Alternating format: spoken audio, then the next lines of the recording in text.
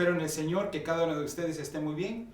Como siempre lo digo, nuestras oraciones a Dios o al Señor es para que ustedes, el Señor les fortalezca, el Señor les ayude y el Señor los bendiga abundantemente.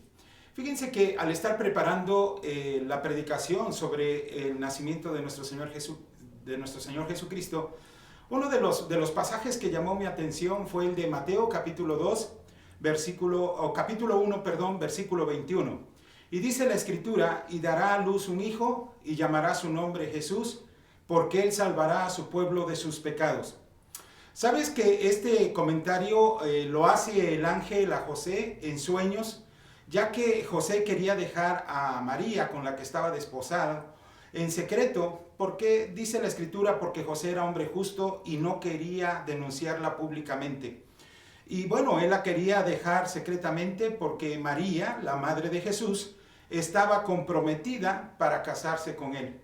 Pero antes que vivieran juntos, se encontró encinta por el poder del Espíritu Santo. Y cuando estaba a punto de hacerlo, el ángel del Señor se le apareció en sueños a José y le dijo: José, descendiente de David, no tengas miedo de tomar a María por esposa, porque su hijo lo ha concebido por el poder del Espíritu Santo. Así que cuando José despertó del sueño, hizo lo que el ángel del Señor le había mandado y tomó a María por esposa sin haber tenido relaciones conyugales. Ella dio a luz a su hijo, al que José puso por nombre Jesús. Bueno, tú sabes que el nombre de Jesús significa Salvador, pero Mateo especificó en decir que Jesús es Salvador ¿de qué? Y Mateo lo especifica y dice Salvador porque él iba a salvar al pueblo de sus pecados. O sea, es específico Mateo en decir que sí, Jesús se le puso ese nombre porque es el Salvador, pero porque él vino a salvar al pueblo de sus pecados. Esta es una buena noticia, aunque considero que para muchos el nacimiento de Jesús o la natividad de Jesús ahora es solo darse regalos, disfrutar de una rica cena, disfrutar de la familia, y bueno, considero eso está bien. Pero el verdadero significado de la Navidad es recordar que un día nuestro buen Dios dio a su único hijo para salvar al mundo de sus pecados. Esa es una buena noticia y eso es lo que nosotros debemos de recordar, ese propósito que Dios tiene para toda la humanidad. En este pasaje de Mateo hay una referencia bíblica que nos lleva al Salmo 130, versículo 8, y dice el Salmo 130, versículo 8, Él mismo redimirá a Israel de todos sus pecados, dice la Nueva Versión Internacional. Dios mismo viene a salvar al mundo de sus pecados. Por eso otro nombre que se le da a Jesús, el Salvador, es Emmanuel, que significa Dios con nosotros. Tristemente tenemos que reconocer que lo que era de Él no lo recibió. O sea, lo que era suyo no lo recibió. Es lo que dice Juan, capítulo 1, versículo 11. Dice, a lo suyo vino y los suyos no le recibieron, dice la Nueva Versión Internacional. El mundo le pertenece a Dios y Él vino a lo que es suyo, pero lo que es suyo no lo recibió. La pregunta es, ¿por qué lo suyo no recibió a Jesús el Salvador? Bueno, en Juan 3:19 veo que esta es una de las razones. Y esta es la condenación, que la luz vino al mundo y los hombres amaron más las tinieblas que la luz porque sus obras eran malas.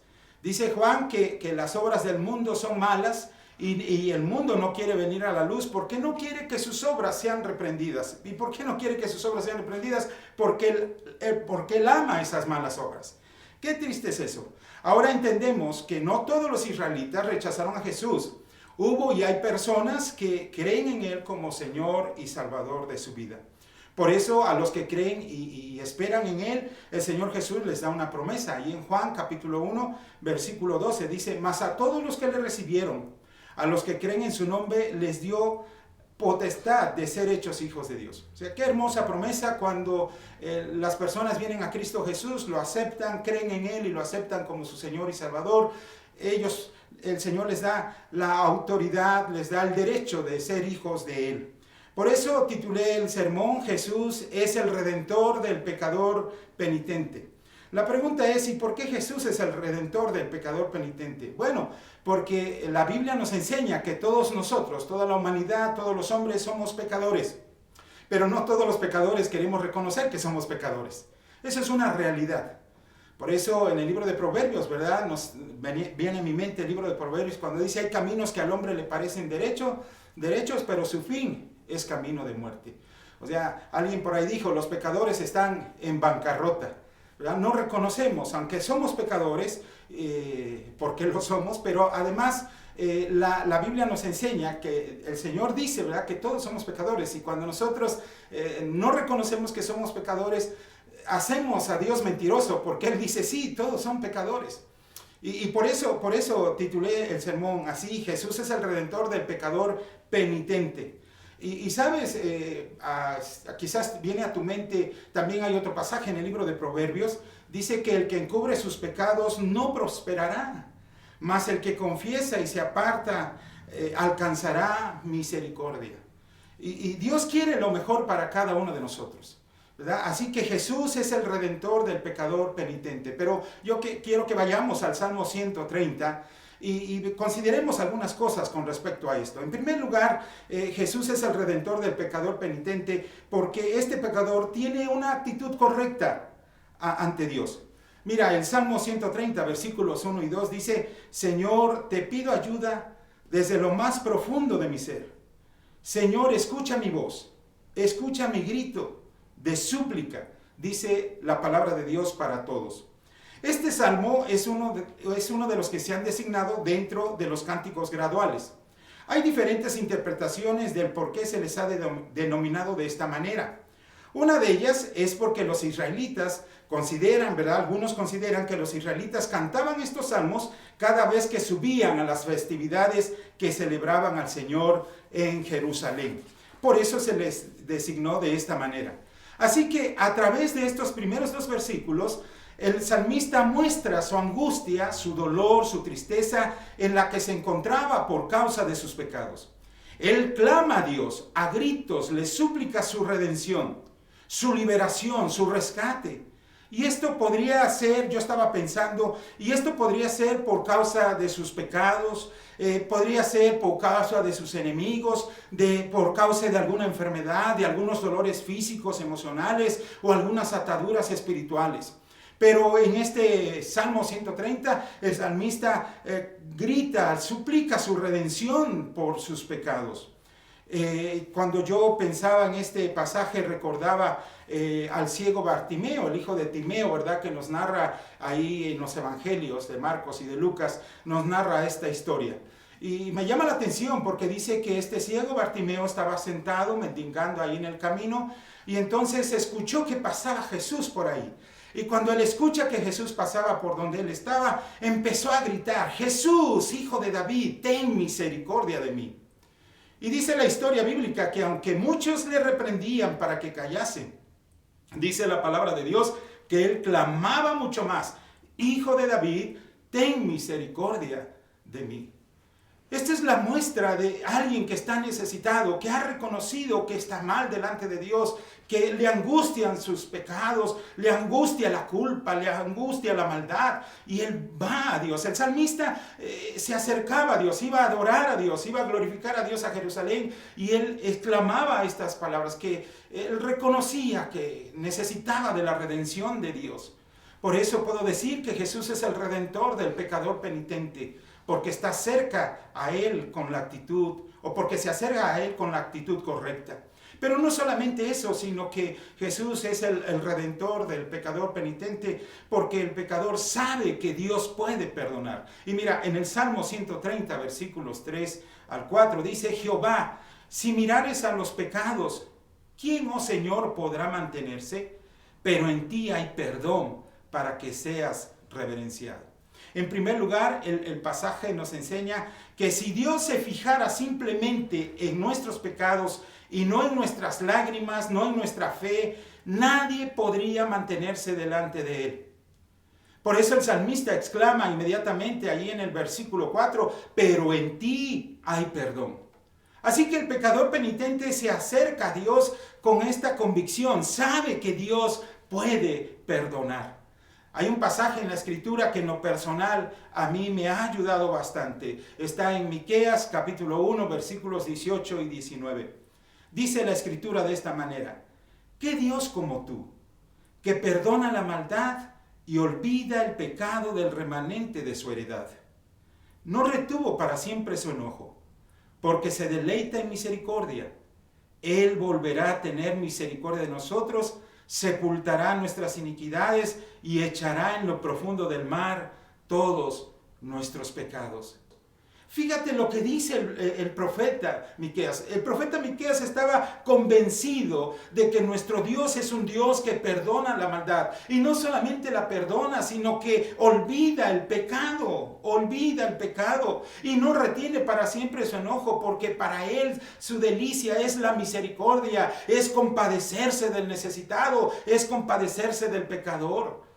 Y mira lo que dice la Escritura, dice que Él agarra todos nuestros pecados y los arroja hasta el fondo del mar. Y cuando menciona hasta el fondo del mar es la parte más oscura del mar. Y entonces para no verlos, para olvidarse de ellos, qué hermosa actitud, qué hermoso carácter de nuestro Dios. Él perdona nuestros pecados, Él sepulta nuestras iniquidades y echa en lo profundo del mar todos nuestros pecados. No se vuelve a acordar de ellos. Qué hermosa experiencia. Y decía un hermano, y después de sepultar todos los pecados en el fondo del mar, pone un letrero que dice no pescar. Y cuando yo recuerdo esto, pienso, ¿verdad?, que muchos de nosotros que hemos experimentado el perdón de Dios, que le hemos confesado nuestros pecados a Dios, a veces no vivimos de acuerdo a ese perdón, sino que todavía traemos a la memoria aquellas cosas malas que hicimos delante del Señor y que ya han sido confesadas, que ya han sido perdonadas por nuestro Dios, y viene a nuestra memoria no como un testimonio de recordar la gracia y la bondad de Dios para nosotros, sino que viene a nuestra vida y nos lastiman todas aquellas malas acciones que hicimos. Pero recuerda, el Señor ya te perdonó de esos pecados. Él ya olvidó ese pecado, ya lo sepultó hasta el fondo del mar, porque su delicia de Dios es la misericordia. Es la misericordia. Qué hermoso pasaje. Por eso dije que este pasaje es uno de mis favoritos. Y mira, el apóstol Juan también dice que si confesamos nuestros pecados, Él, o sea, Dios, es fiel y justo para perdonar nuestros pecados y limpiarnos de toda maldad. Cuando yo pensaba en esto, venía a mi mente también el ejemplo del rey David. Quizás tú recuerdes, ahí en el segundo libro de Samuel, me parece que es el capítulo 24. El rey David, después de haber pecado contra Dios, al censar al pueblo de Israel, el Señor manda a su profeta Gad para que le dijera a David que escogiera alguna de las 3 cosas como castigo por el mal que él había hecho. Y una de estas cosas es que vinieran 7 años de hambre en su tierra, que huyera 3 meses delante de sus enemigos y que ellos lo persiguieran, o que 3 días hubiese peste en su tierra. David le dijo a Gad el profeta: en gran angustia estoy. Caigamos ahora en mano de Jehová, porque sus misericordias son muchas, mas no caiga en manos de los hombres. Vaya. David estaba convencido de que las misericordias del Señor son muchas. Él prefería caer en la mano de Dios que en las manos de los hombres. David reconocía, así como el salmista, que nuestro Dios tiene la capacidad de perdonarnos. Los que hemos experimentado el perdón de Dios, dice, esto es muy, muy importante lo que dice el salmista: pero en ti hay perdón para que seas, ¿qué?, reverenciado. Los que hemos experimentado el perdón de Dios, vivimos para reverenciar o respetar al que nos perdonó. Qué hermoso esto. Cuando nosotros hemos experimentado el perdón de Dios, nosotros vivimos ahora para agradar a aquel que nos perdonó, para agradar a aquel que tuvo misericordia de nosotros. O sea, aviva nuestro temor, nuestro respeto a Dios. Hay algunos que quizás han experimentado el perdón de Dios, pero no están viviendo en ese temor del Señor. Pero el salmista dice el salmista: pero en ti hay perdón para que seas reverenciado. Jesús es el redentor del pecador penitente, porque se acerca con la actitud correcta. Porque Jesús, el pecador penitente, sabe que Dios puede perdonar. Pero también, mira, el salmista dice, porque sabe, este pecador penitente sabe esperar en Dios y en su palabra. Dice el Salmo 130, versículos 6 y 7. Esperé yo a Jehová, esperó mi alma, en su palabra he esperado. Mi alma espera a Jehová más que los centinelas a la mañana, más que los vigilantes a la mañana. Dios es bueno, su misericordia es mejor que la vida. El salmista podía confiar plenamente en el carácter de Dios y esperar en Él y en su perdón.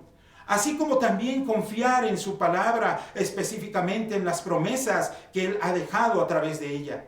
Así como David nos enseña en el Salmo número 3, dice, muchos son los que dicen de mí, no hay para él salvación en Dios, mas tú, Jehová, eres escudo alrededor de mí, mi gloria, el que levanta mi cabeza. Aunque para muchos digan, este ya no tiene perdón de Dios, sí se alcanza el perdón de Dios. Y el salmista decía, yo espero en ti, Señor, mi alma espera en ti y también espero en tu palabra, espero en tus promesas, de que tú eres fiel y justo para perdonar a aquellos que vienen a ti y te confiesan sus pecados. Mira, recuerdo que hace años compartía de mi fe con una joven que me decía que Jesús no es Dios, sino que se hizo un Dios.